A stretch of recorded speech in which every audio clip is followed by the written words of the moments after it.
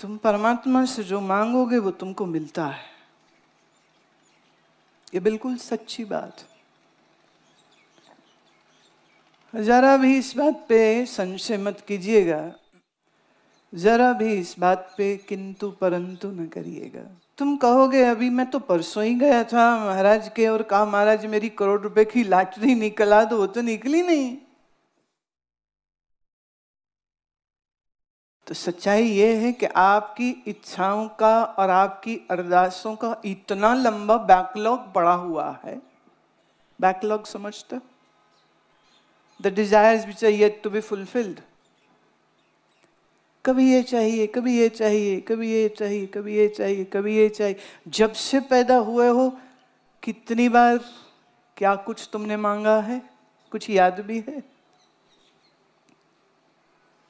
कभी ये मिल जाए, कभी वो मिल जाए, और अफसोस ये कि हमेशा दुनिया मांगी, दुनिया की चीजें मांगी, और तुम ये भूल गए कि जिस शरीर से तुम भोगना चाहते हो दुनिया को, वो शरीर भी टूटने वाला, और जो चीजें मांग रहे हो वो चीजें भी फूटने वाली। बात समझ रहे हो?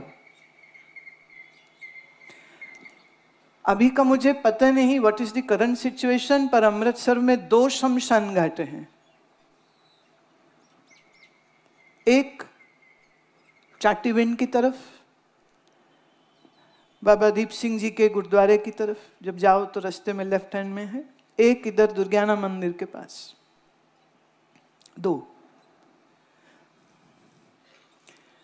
तुम कंपनी बाग घूमने जाते हो, मॉल रोड घूमने जाते हो, लॉरेंस रोड जाते हो, यहाँ खाने जाते हो, वहां खाने जाते हो, यहाँ पीने जाते हो, वहां पीने जाते हो, जो नहीं पीना चाहिए वो भी पीने जाते हो।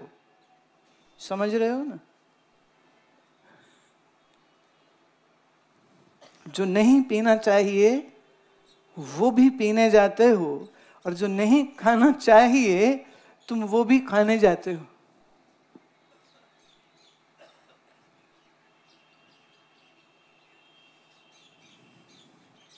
मेरे को पाप पुण्य की परिभाषा से कुछ नहीं कहना है, बस इतना कहना है कि जो चीज तुम अपने गुरुद्वारे साहब में न ले जा सको वो चीज अपने शरीर में भी मत ले जाया करो। As simple as that. जिस चीज का लंगर तुम ना करा सको किसी मंदिर, किसी गुरुद्वारे में, वो चीज तुम्हारे रसोई घर में भी नहीं होनी चाहिए। सीधी सी बात है। मैं लंबी चौड़ी, मैं साइंस नहीं बीच में ला रही, मैं ला सकती हूँ साइंस, पर मैं नहीं लाऊंगी, मैं बड़ी आसान करके बोल रही हूँ। प्रकृति ने 2 तरह के जीव बनाए हैं, एक वो जिनके दांत नुकीले हैं, कुत्ता, शेर, चीता, बिल्ली, इनके ये मोलर्स होते हैं काटने के लिए, नोचने के लिए। दूसरे तरह के जो जानवर हैं वो सब घास के लिए है, हर्बिवोरियस, तो उनके दांत चपटे होते हैं। गाय, गधा, घोड़ा, भैंस, ऊंट,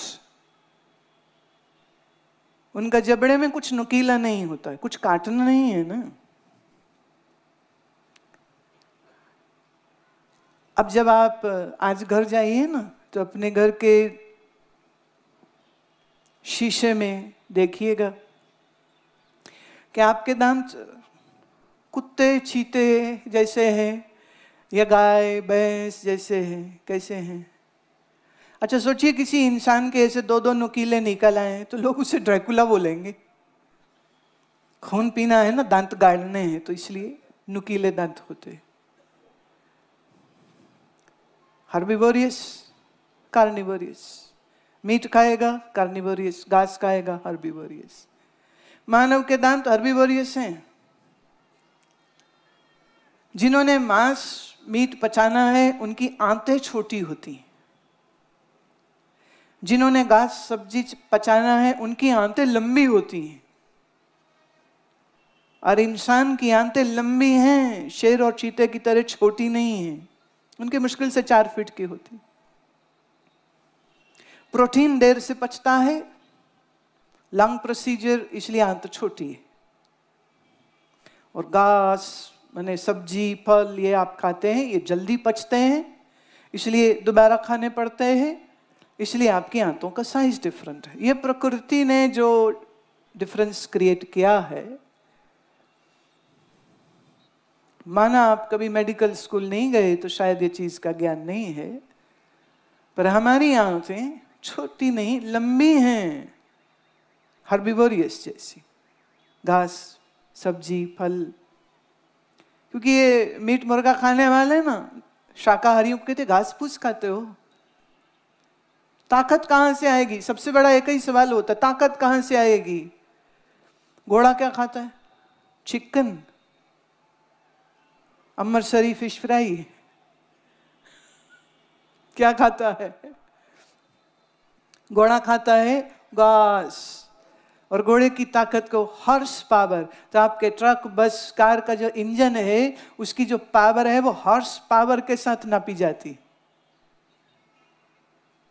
सबसे बड़ा जानवर है हाथी, क्या खाता है? घास, गन्ने।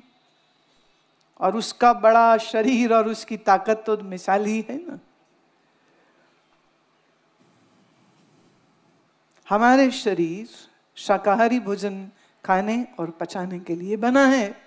अगर हम ये खाते हैं तो हमारा स्वास्थ्य ज्यादा अच्छा रहेगा। मैं पाप पुण्य का प्रश्न नहीं ला रही कि जो मीट खाए वो पापी, जो सब्जी खाए वो पुण्य होती। मैं सिर्फ इतनी सी बात कह रही हूँ कि हमारे शरीर के लिए, स्वास्थ्य के लिए अनुकूल शाकाहारी भोजन ही होता है।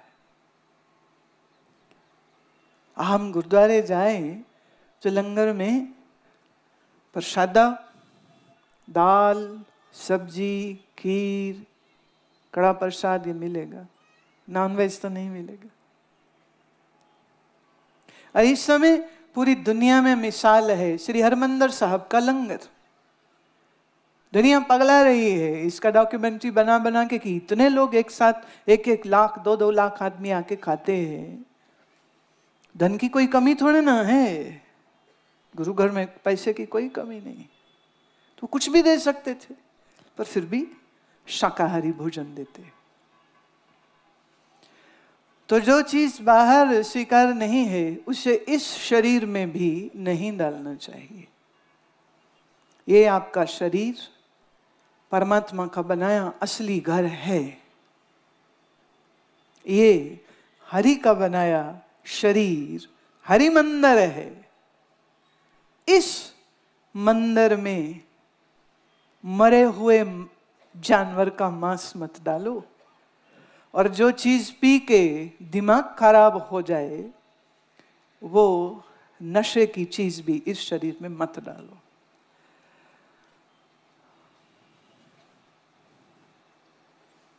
अगर हम थोड़ा आहार को थोड़ा ठीक कर लेते हैं तो स्वास्थ्य अच्छा रहता है, और सेहत अच्छी रहेगी तो फिर सेवा कर सकोगे। सेहत अच्छी होगी तो सुबह 4 बजे उठ सकोगे। सेहत अच्छी होगी तो आसन कर सकोगे। सेहत अच्छी होगी तो नाम जप कर सकोगे। सेहत अच्छी होगी ध्यान कर सकोगे। सेहत ही नहीं तो क्या करोगे? So if you lose your health, you lose everything. हम 1000 जगह पर घूमते हैं, खाएंगे मजा आ जाएगा, यहाँ पिएंगे तो मजा आ जाएगा। देखिए, जब अच्छी चीज खाओ तो जीभ को मजा आता है। मान लेना इस बात को, वो तुम्हारे मन का मजा नहीं है, क्योंकि मन भूखे का भूखा रह जाता है। थोड़ी देर लगता है हाँ बहुत बढ़िया बहुत बढ़िया, पर मन की भूख फिर वैसी की वैसी।